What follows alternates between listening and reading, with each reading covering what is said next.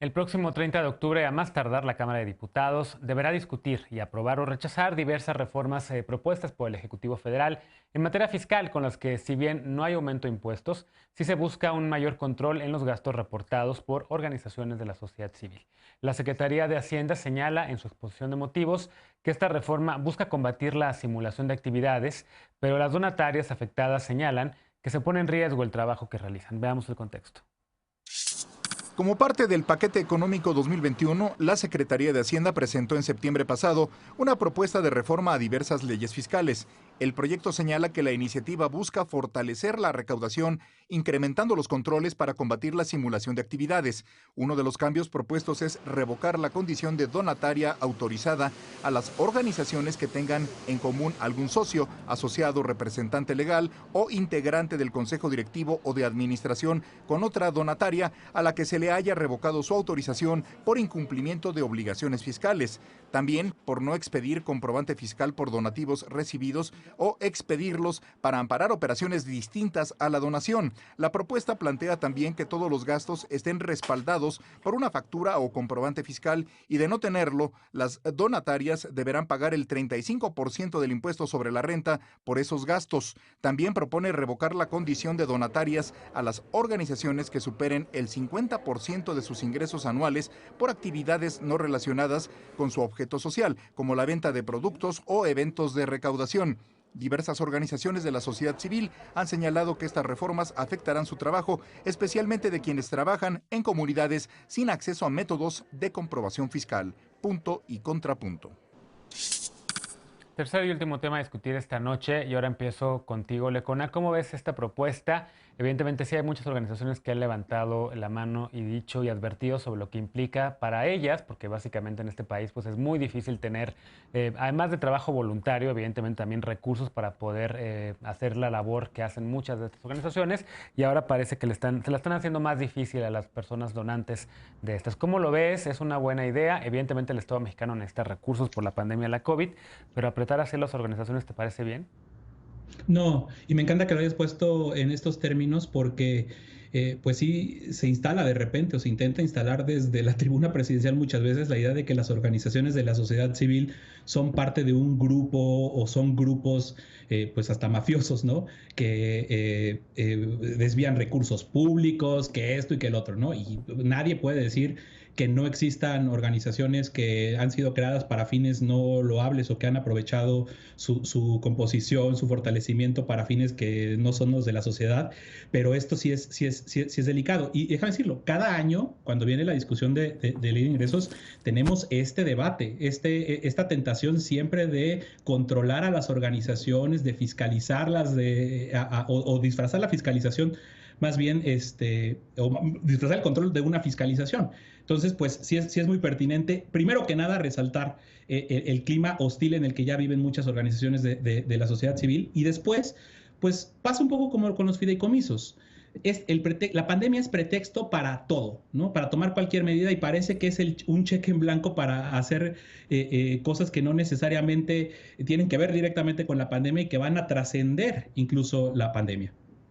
¿Cómo lo ves, Eder? ¿Es en efecto digamos, una iniciativa que va o que busca imposibilitar el trabajo de las organizaciones, o es una iniciativa que busca más bien eficientar los recursos de Hacienda, entrarle, digamos, de una manera más transparente a cómo se utilizan? ¿Debería el gobierno de México, en efecto, tener esta labor respecto a las organizaciones, esta vigilancia? Pues sí, ¿no? Ujú. A ver, eh, siempre ha habido filtros y controles para crear una Ujú. organización, una asociación civil y sobre todo con calidad de fedataria. Quienes pueden deducir impuestos tienen siempre más requisitos. Sin embargo, quienes hemos tenido cercanía con esta forma de participación ciudadana sabemos que se utilizaban en muchas ocasiones, en muchas, no siempre, para desviar o impuestos para lavarle la cara a empresas y que dieran estas supuestas donaciones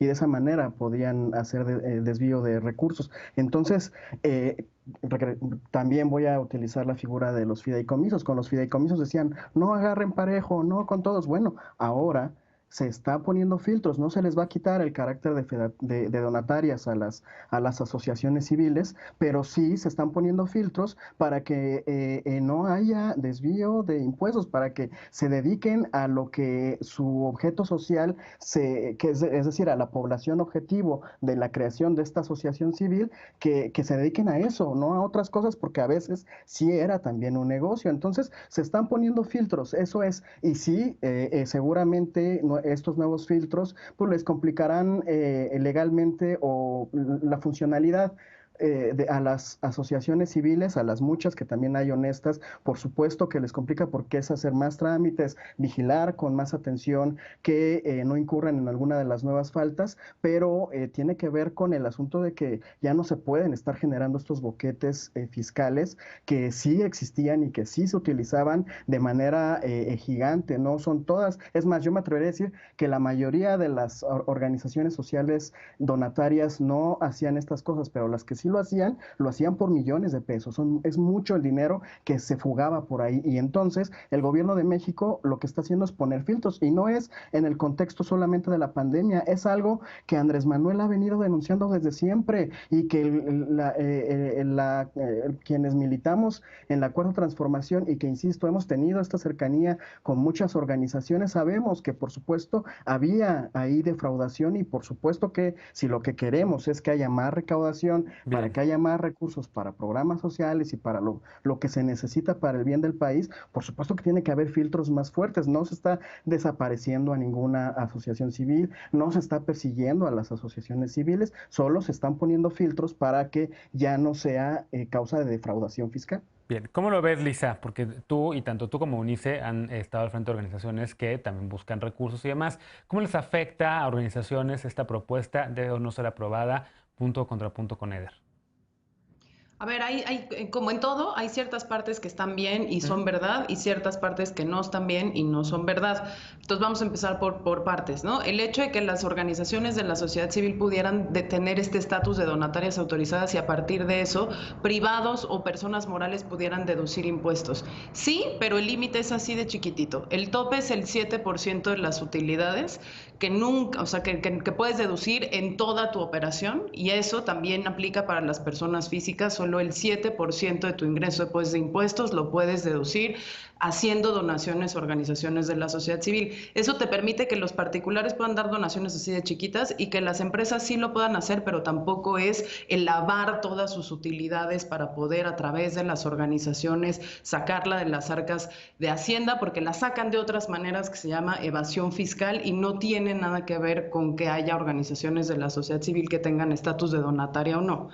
Segunda cosa, las organizaciones de la sociedad civil tienen muchísimos filtros. Hemos hablado aquí, tenemos que presentar informes no solo del tema de cumplimiento del estatus de donatarias al SAT, sino que también tenemos que hacer informes antilavado de dinero, cumplimiento con nuestras obligaciones fiscales tradicionales, informes de actividades a la Secretaría de Desarrollo Social. O sea, hay 18 millones de requisitos que tenemos que cumplir. Ahora, en misceláneas fiscales anteriores estaba el requisito de que los ingresos de una asociación no podían ser más del 10% de esos ingresos no podían no estar vinculados a su objeto social. Sí, sí existía. ¿Hay una racionalidad detrás de eso? Sí, claramente. Tú necesitas comprobar que lo que estás haciendo es para lo que pides el dinero y eso me parece que está bien. ¿Cuál es el twist? Digamos, no había sanción adjunta al hecho de que si superabas el 10% de dinero que no estuviera vinculado con tu objeto social, no pasaba necesariamente nada. Esta miscelánea fiscal lo que sí trae es una sanción que, ojo, no es el 10% de los ingresos, sino que lo topa a no puede ser más del 50% de los ingresos. Si es más del 50% de los ingresos que no están directamente vinculados al objeto social, entonces se le retira el carácter de donataria. Segunda precisión, que aparte del tema de deducibilidad, perder el estatus de donataria no significa que la organización haya incurrido en ningún delito. Hay motivos que pueden ser constitutivos de delitos como la evasión fiscal que te pueden llevar a perder tu estatus de donataria, pero también hay otros criterios retontos, como si se te pasó la fecha de entrega del informe de actividades, con el que te pueden quitar el estatus de donataria autorizada y eso no configura ningún delito. Entonces, sí hay un intento de criminalización aquí bien interesante que creo que tendríamos que poder separar. Y tercera, la parte que sí no es cierta es que si tú pierdes tu estatus de donataria, puedas responsabilizar a un tercero sobre el manejo de tu propio ingreso o de tu propia relación con el SAT, que eso sí trae esta miscelánea y es lo peligroso, Bien. que era aquellas organizaciones que pierdan su estatus de donataria y tengan en común un consejero, un asociado, un socio, un no sé qué, en otra donataria autorizada, tienen que, se le pierde el registro de donataria autorizada al tercero que Bien. no tiene nada que ver con cómo manejas tus ingresos. Ultimísima cosa, te dice aquí, si pierdes el registro de donataria autorizada, no solo tienes que parar actividades, sino que además tu remanente fiscal después de impuestos lo tienes que donar a otras donatarias autorizadas. Eso en los hechos sí es la disolución de la asociación. Claro. Eunice, tú también has estado al frente de organizaciones que buscan recursos. ¿Cómo ves esta propuesta? Sí, pues mira, Genaro, creo que ya se dijeron varias cosas. Por un lado, me parece importante esto que se habla de que algunas hicieron simulación de actividades, etcétera. No todo es blanco o negro, como ya se dijo aquí. Está bien la rendición de cuentas, está bien la fiscalización, pero creo que no solamente es el pretexto de la pandemia, el pretexto de la corrupción también nos ha llevado a hacer muchas cosas, a veces sin ver los detalles. Entonces, creo que más allá de que esto pudiera ser positivo, que no está bien que se simule con estas organizaciones, muchas organizaciones, son cerca de 14,000 organizaciones que existen de acuerdo al directorio de donatarios autorizadas del SAT, y pues muchas, la verdad, lo que sabemos es lo difícil que es estas comprobaciones de las que ya hablaba Lisa. Tienes que tener todo con mucho orden, las facturas, los gastos, etcétera. Entonces, realmente hay ya muchos candados, digamos, dentro de las organizaciones, que incluso hay gente que se dedica, pues, el 100% de su tiempo dentro de las organizaciones a llevar a cabo estos movimientos. Entonces, por un lado, está bien que se rindan cuentas y se fiscalice para que no haya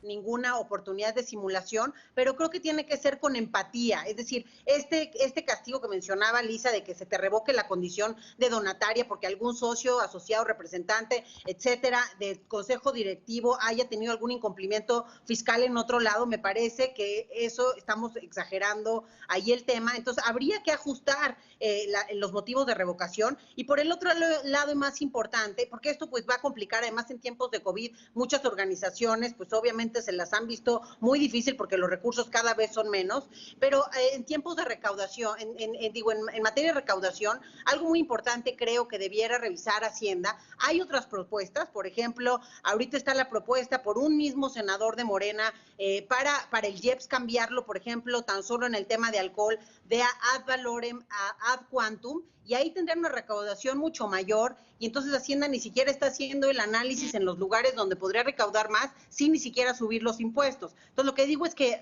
se deberían, creo, escoger las batallas y ver en dónde puede ser más funcional, como es este que hablamos del IEPS, que ahí sí me parece que hay mucho que ganar en términos de recursos, y ya está la propuesta ahí de un senador de Morena que me parece adecuada. Y por el otro lado también creo que todo este castigo o todas estas, digamos, medidas que se toman, que se tienen en la miscelánea fiscal de este año, tendrían que ir a la mano de la mano de un acompañamiento también muchas veces de estas organizaciones para poder cumplir con estas medidas, y repito, con mucho más empatía. Bien, bueno, lamentablemente se acabó el tiempo de esta noche, pero vamos a retomar esta discusión de aquí a que sea pues, discutida en la Cámara de Diputados. Hacemos una pausa y regresamos para despedirnos de las y los panelistas y con la paparrucha de este lunes. No te vayas.